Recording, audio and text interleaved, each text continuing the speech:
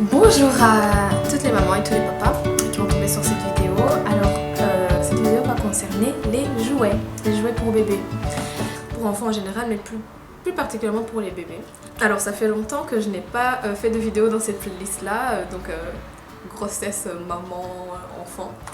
Je pense que c'est comme ça que je l'ai appelé, parce que tout simplement,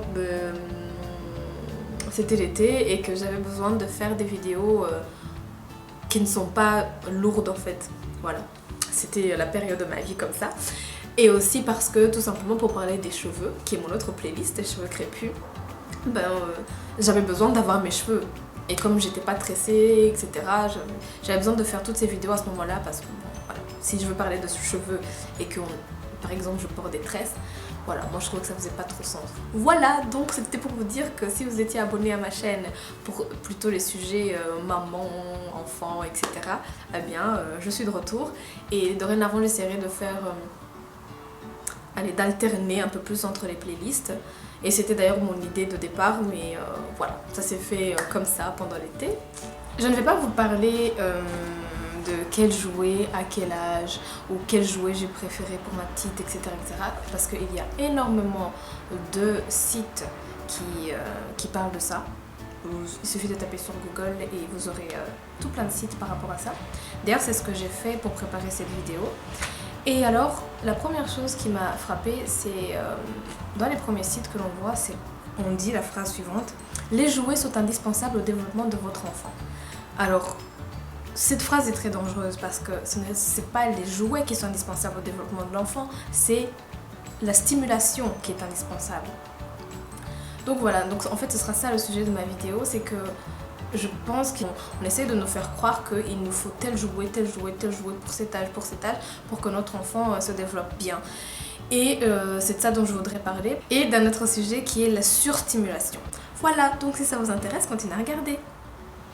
Donc le premier point, ce sera donc la consommation, la société de consommation dans laquelle nous sommes, qui nous pousse absolument à acheter des jouets, beaucoup de jouets, à partir de l'âge 0, donc à partir de la naissance de l'enfant, jusqu'à ce qu'il s'achète lui-même ses propres jouets plus tard, dans l'âge adulte.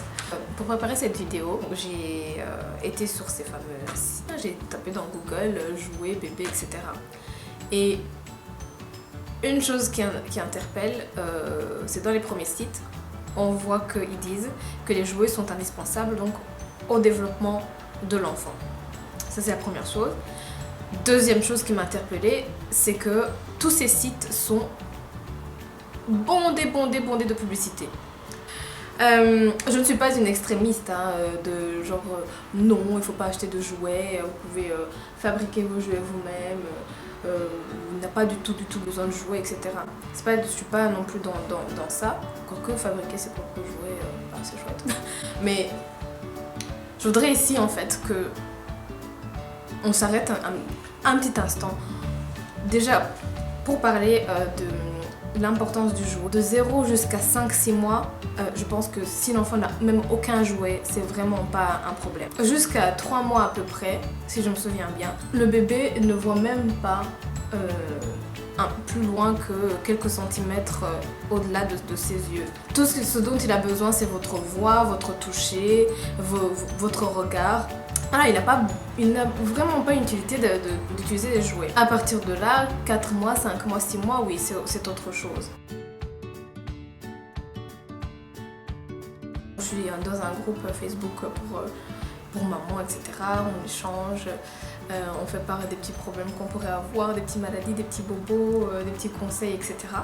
Et je suis interpellée par une conversation sur un espèce de trotteur. Déjà, je pensais qu'on avait compris depuis plusieurs années que les trotteurs, c'est pas très bon, c'est assez dangereux et que ça empêche en fait l'enfant à avoir son propre équilibre. Ça l'oblige à se mettre debout alors qu'il n'est pas prêt, à ne pas lui-même essayer d'avoir un équilibre mais à être soutenu, ce qui fait qu'en fait il ne fait pas l'effort, il n'apprend pas, tout simplement. Il y avait une conversation, les femmes étaient en train d'échanger par rapport un trotteur qui est donc destiné sur la boîte, donc les fabricants ont mis que c'était destiné aux enfants à partir de 6 mois. Et alors elles étaient en train de discuter par rapport à ça. Ah non, moi je l'ai mis à 9 mois, je l'ai mis à 8 mois, je l'ai mis à 7 mois, etc. Et moi, j'étais choquée de cette conversation parce que je me dis, mais un enfant est debout après au moins s'être assis. Il y a des étapes. Je pense pas, il y a des enfants précoces, certes. Mais je pense pas qu'il y ait des enfants qui se mettent debout à 7 mois. Enfin, ou alors, si même ils le font, c'est dans leur cage, c'est en se tenant à quelque chose et c'est pour quelques secondes. Acheter un trotteur où l'enfant reste debout à 6 mois, même si c'est écrit sur le paquet, je pense que c'est dangereux et je pense que... Enfin, je ne sais pas, moi j'étais très très triste en voyant cette conversation. Je sais même pas quoi dire. J'essaye en tout cas par cette vidéo d'alerter, vraiment que l'on fasse attention, vraiment que l'on fasse attention parce que c'est pas parce qu'un site dit il faut tel jouet à cet âge, que c'est bon, non, tout ça c'est par rapport à l'argent. Parmi ces sites, bien sûr, il y en a qui sont mieux que d'autres. Ce qui est bien quand même, c'est qu'ils donnent des conseils, quel genre de jouet donner, à quel âge. Parce qu'il a été montré que par exemple, quand les enfants se mettent trop tôt, quand on met les enfants trop tôt dans un trotteur, ils sont en position debout alors qu'ils ne sont pas prêts et ça crée des problèmes. Donc voilà, c'est pas rien, quoi. C'est vraiment pas rien. Et cette vidéo me tient vraiment à cœur parce que... Et je suis un peu d'ailleurs... j'ai beaucoup d'émotions et c'est très décousu, je me demande comment je vais faire pour monter cette vidéo et qu'elle ait un fil conducteur cohérent. Parce que je sens bien que je suis toute... voilà.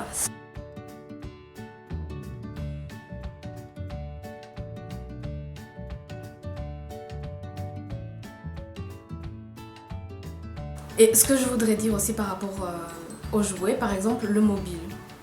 Le mobile est quelque chose que je déteste. Je déteste le mobile par-dessus tout parce que je ne comprends pas. Je ne comprends pas le mobile. Un enfant va dans son lit pour se reposer et dormir. Le mobile fait travailler le cerveau, fait travailler les yeux. Je veux dire, c'est tout à fait le contraire de ce qu'on devrait faire. Donc, je ne comprends pas pourquoi ça existe même cette histoire de mobile. Sincèrement, je ne comprends pas. Je voudrais parler aussi du fait de saturer son enfant, de le surstimuler. Je pense que c'est ce qui est en train de se passer dans énormément de foyers ici en Occident. Quand je me promène, quand je suis dehors, je vois des mamans avec leur landau ou avec leur landau, en tout cas avec une poussette avec un nouveau-né dedans. Et c'est plus qu'une fois sur deux, hein. C'est 3 cas sur 4, il y a je sais même pas comment ça s'appelle, un truc qui pend devant l'enfant. Les concepteurs des poussettes et des landaux ont fait que jusqu'à peu près 6 mois, je pense, les enfants font face à leur mère.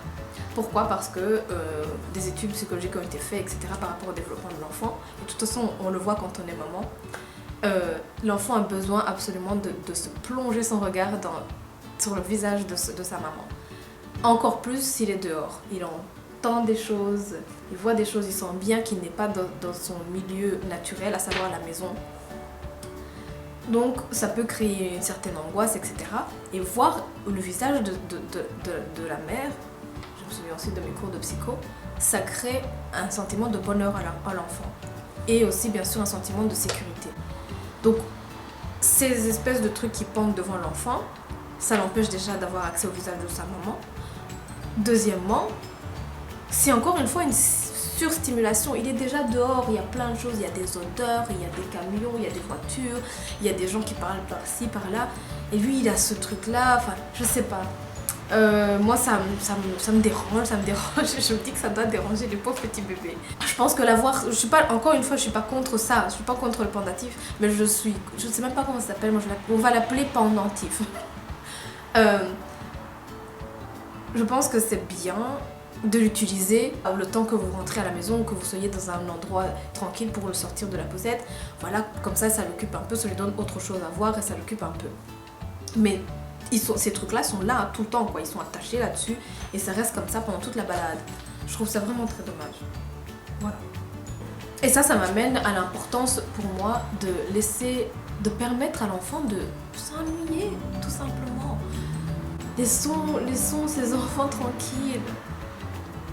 Dans notre société, en tant qu'adulte, je trouve qu'on est déjà comment je peux dire ça? On fait tout le temps quelque chose. Si on n'est pas au boulot, on est en train de s'occuper de ses enfants. Si on n'est pas en train de s'occuper de ses enfants, on est en train de faire du sport. Il y a énormément d'exigences dans cette société. Ils auront le temps. Ils auront bien assez le temps et ça vient de plus en plus tôt que l'on leur demande d'être performants dans plein de trucs, etc. Surtout à l'âge des enfants, et ça c'est quelque chose qui est connu depuis longtemps, l'imagination est très importante pour les bébés et les enfants. Et c'est d'ailleurs ce qui est magique et qui est génial à l'enfance, c'est être capable de se faire son propre truc dans sa tête. Et je trouve que quand on leur donne trop c'est fatigant déjà, ça fatigue la tête et le cerveau, ils sont fatigués. Et on s'étonne après qu'à la fin de la journée, les enfants sont en train de hurler, etc., qu'il n'y a pas moyen de les calmer. Ils sont fatigués de tout ça. Il faut les laisser tranquilles un peu, qu'ils aient le temps de se reposer. Parce qu'on dit les jouets, d'ailleurs, c'est ça aussi, le mot est dangereux. C'est nous qui disons que c'est des jeux. Eux, c'est un apprentissage. C'est d'ailleurs pour ça que sur les sites, on dit ils sont nécessaires, indispensables au développement de l'enfant. Parce que lui, il n'est pas en train de jouer, il est en train de découvrir, il est en train de... Oh, telle forme, elle fait ci, ce truc, il fait du bruit, si je fais comme ci, comme ça. Oh, j'arrive pas à bien l'attraper, oh, si je fais comme ça. C'est de l'apprentissage, ils sont tout le temps en train d'apprendre. Et c'est pour ça qu'ils dorment autant aussi. Donc, vous leur donnez tout le temps des choses, si on leur donne tout le temps des choses, ils sont tout le temps en train de travailler. Imaginez-vous si vous êtes tout le temps en train de travailler. Dans la journée, vous avez des pauses, non? C'est la même chose, on a des pauses. Permettons à nos enfants d'avoir une pause. Non seulement pour ne pas les fatiguer trop, deuxièmement pour leur permettre d'avoir leur propre imagination, de penser, voilà. Et puis s'ils n'ont pas trop de jouets autour d'eux, ils vont commencer à regarder autour, etc. S'ils sont un peu plus âgés, 5 mois, 6 mois, 7 mois, ils vont commencer à regarder, vouloir aller ailleurs alors, commencer à ramper, etc.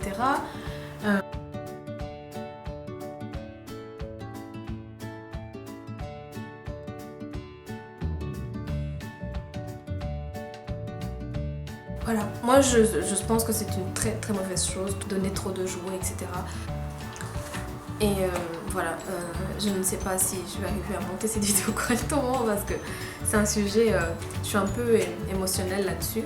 Mais vraiment, si elle vous a interpellé, si elle vous parle, partagez-la. Je pense que c'est la première fois que je demande qu'on partage une vidéo parce que sincèrement, je pense que c'est un sujet très important. Parce que on conditionne nos enfants, on les conditionne aussi à avoir besoin de quelque chose extérieur. Alors qu'ils peuvent créer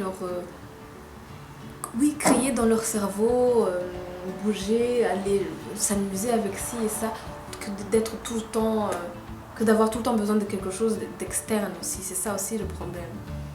Si vous n'êtes pas d'accord, vous avez un autre point de vue, s'il vous plaît, faites-le moi savoir. C'est un sujet qui m'intéresse et qui m'interpelle. Ceci est mon opinion, mais n'hésitez pas à me donner le vôtre. Voilà. Merci de m'avoir suivi et à une prochaine.